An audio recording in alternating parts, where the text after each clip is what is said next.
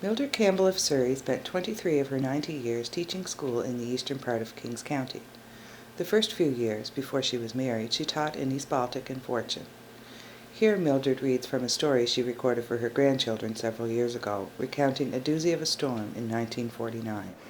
Now, how was I going to get to Fortune Bridge on Monday morning? The roads were all blocked. Prince Edward Island was all closed down because of all the snow. Nobody was moving, but I had to be there, as there were no substitute teachers during those days. The students would always be there as they were driven to school by horse and sleigh.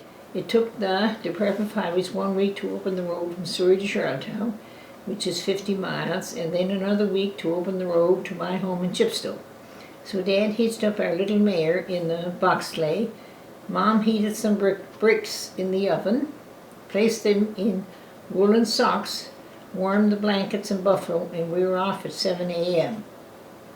We took lots of feed for the mare.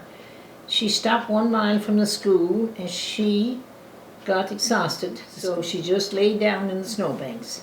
Dad then took my suitcase and broke a path for me to school. We arrived there at 9:30 a.m. The students were all there. The parents had taken them to the school by horse and sleigh, where they remained until 3:30 p.m. Dad rested and fed the mare for 3 hours at a farmer's barn nearby before he started back home. When we were driving down Surrey Street, we could only see the windows on the second floor of the houses as there was so much snow. Dr. Gus McDonald and Mrs. McDonald were waving to us from the windows upstairs. I'm sure they were saying, "Where are those crazy people? Who are those crazy people?" When I arrived home on the weekend, Dad said to me, "Mildred, life is like that, but it is only in a day's work."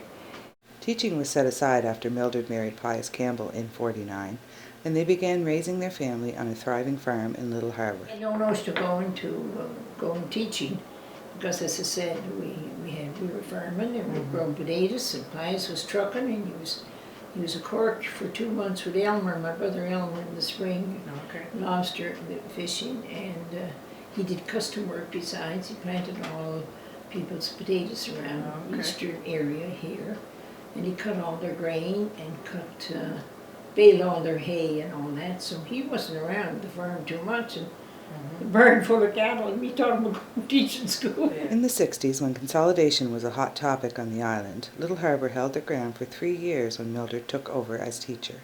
But the school board came back and made her an offer she couldn't refuse. So anyway, said, "We're closing the school, we've got to do something." Yeah. So who arrived again but Mr. Hines? Pius is out in the yard splitting wood. So I went and said to him, "Mr. Hines is here, he wants me to... They wants to close the school and they'll give me a classroom in Surrey. What do you think I should do?" Well, Pius looked at me and he laughed and he said, "Well, it's just as well for you to go. You're teaching them anyway." I used to have Andy and Marlene and Velma at the kitchen table after supper every night. So anyway, I stayed there till 84.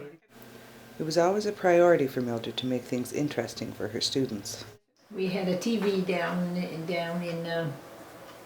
in the basement that I could hook up to, and I used to put the kids on the TV to help them at the dinner time and recess time in the evening after school. The kids around Surrey, the surrounding areas, the parents would come and get them.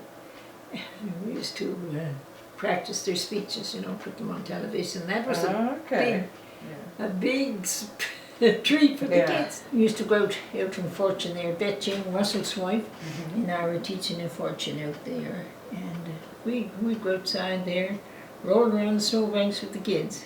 Many things have changed from my first year of teaching in 43, 44, but I think these were the golden years of my life, especially playing out in the snowbanks with the children. Amen.